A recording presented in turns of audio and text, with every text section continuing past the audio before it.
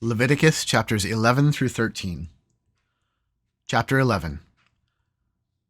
And the Lord spoke to Moses and Aaron, saying to them, Speak to the people of Israel, saying, These are the living things that you may eat among all the animals that are on the earth.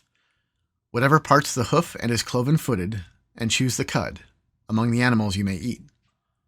Nevertheless, among those that chew the cud or part the hoof, you shall not eat these. The camel, because it chews the cud but does not part the hoof, it is unclean to you. And the rock badger, because it chews the cud but does not part the hoof, it is unclean to you.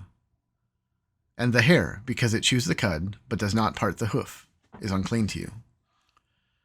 And the pig, because it parts the hoof and is cloven-footed but does not chew the cud, it is unclean to you. You shall not eat any of their flesh, and you shall not touch their carcasses, they are unclean to you. These you may eat, of all that are in the waters. Everything in the waters that has fins and scales, whether in the seas or in the rivers, you may eat. But anything in the seas or the rivers that does not have fins and scales, of the swimming creatures in the waters and of the living creatures that are in the waters, is detestable to you. You shall regard them as detestable. You shall not eat any of their flesh, and you shall detest their carcasses. Everything in the waters that does not have fins and scales is detestable to you. And these you shall detest among the birds. They shall not be eaten, they are detestable. The eagle, the bearded vulture, the black vulture, the kite, the falcon of any kind, every raven of any kind, the ostrich, the nighthawk, the seagull, the hawk of any kind, the little owl, the cormorant, the short-eared owl, the barn owl, the tawny owl, the carrion vulture, the stork, the heron of any kind, the hoopoe, and the bat. All winged insects that go on all fours are detestable to you. Yet among the winged insects that go on all fours you may eat those that have jointed legs above their feet, with which to hop on the ground. Of them you may eat the locust of any kind, the bald locust of any kind, the cricket of any kind, and the grasshopper of any kind. But all other winged insects that have 4 feet are detestable to you. And by these you shall become unclean. Whoever touches their carcass shall be unclean until the evening. And whoever carries any part of their carcass shall wash his clothes and be unclean until the evening. Every animal that parts the hoof but is not cloven-footed or does not chew the cud is unclean to you. Everyone who touches them shall be unclean. And all that walk on their paws, among the animals that go on all fours, are unclean to you. Whoever touches their carcass shall be unclean until the evening. And he who carries their carcasses shall wash his clothes and be unclean until the evening. They are unclean to you. And these things are unclean to you among the swarming things that swarm on the ground: the mole rat, the mouse, the great lizard of any kind, the gecko, the monitor lizard, the sand lizard, and the chameleon. These are unclean to you among all that swarm. Whoever touches them when they are dead shall be unclean until the evening. And anything on which any of them falls when they are dead shall be unclean, whether it is an article of wood or a garment, or a skin or a sack, any article that is used for any purpose. It must be put into water, and it shall be unclean until the evening. Then it shall be clean. And if any of them falls into any earthenware vessel, all that is in it shall be unclean, and you shall break it.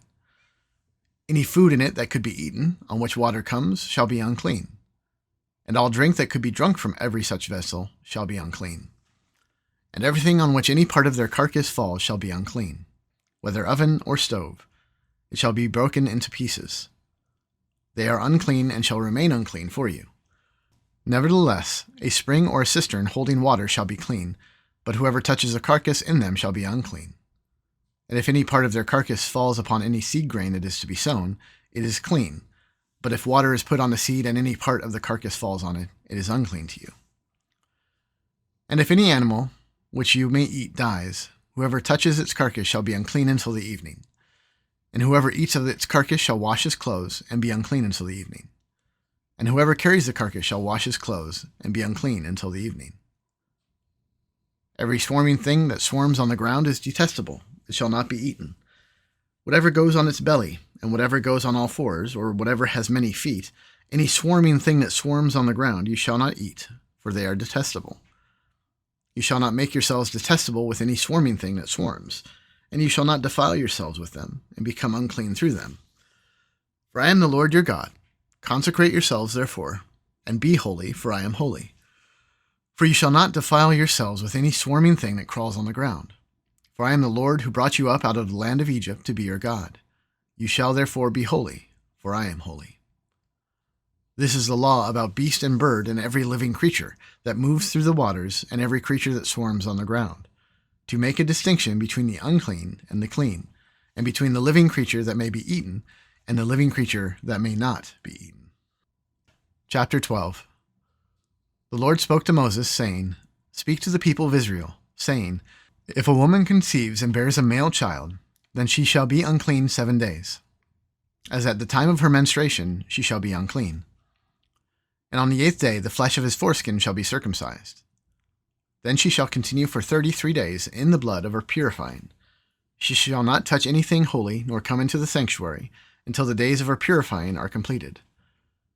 But if she bears a female child, then she shall be unclean 2 weeks, as in her menstruation, and she shall continue in the blood of her purifying for 66 days.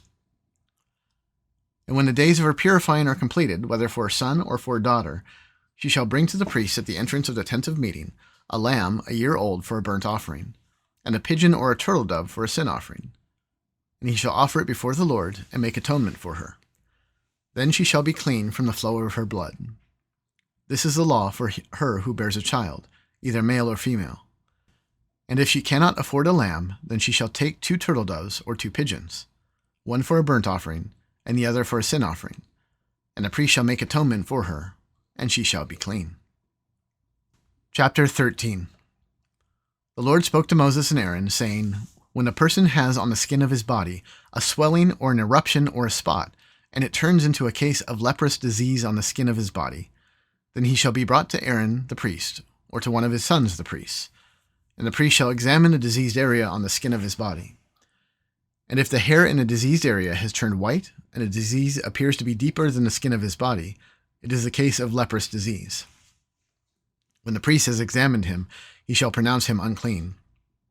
But if the spot is white in the skin of his body, and appears no deeper than the skin, and the hair in it has not turned white, the priest shall shut up the diseased person for 7 days.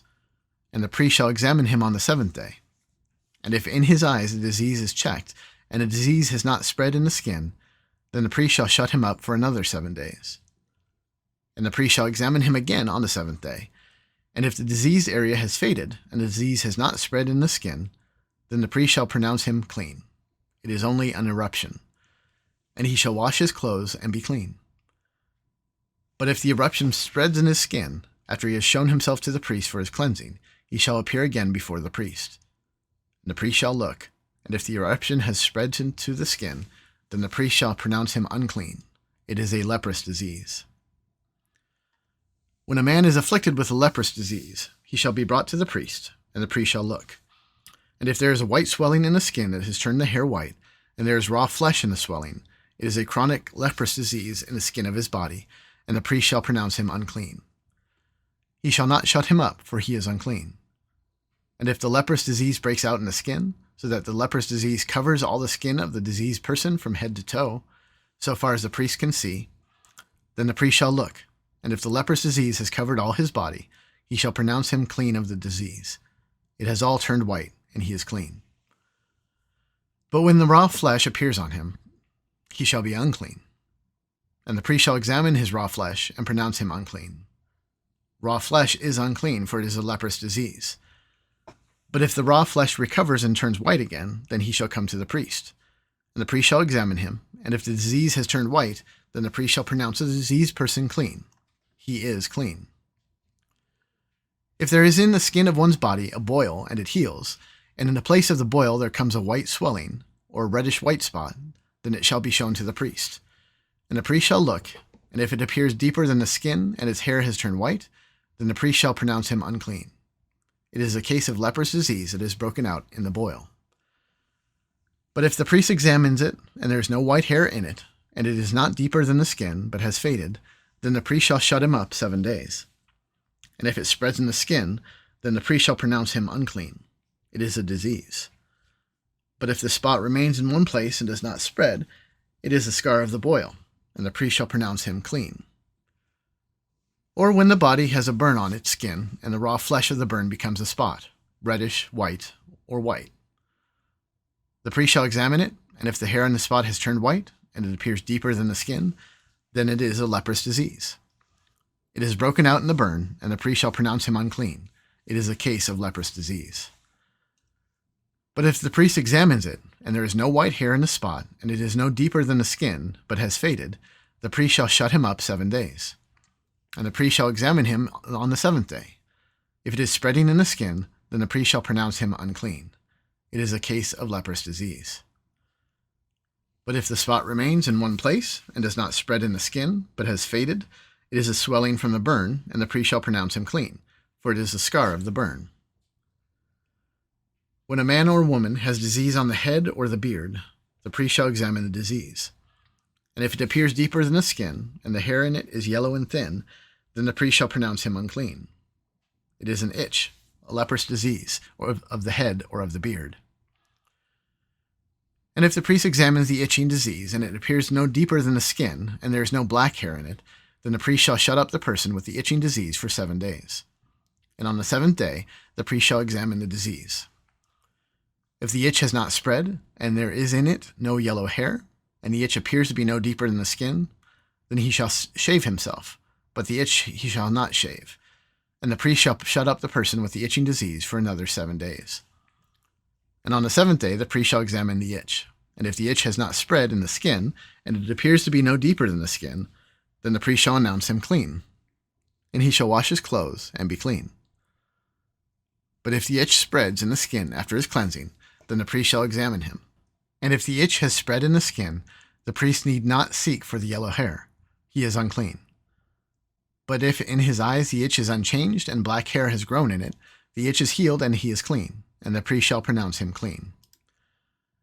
When a man or woman has spots on the skin of the body, white spots, the priest shall look, and if the spots on the skin of the body are of a dull white, it is leukoderma that has broken out in the skin.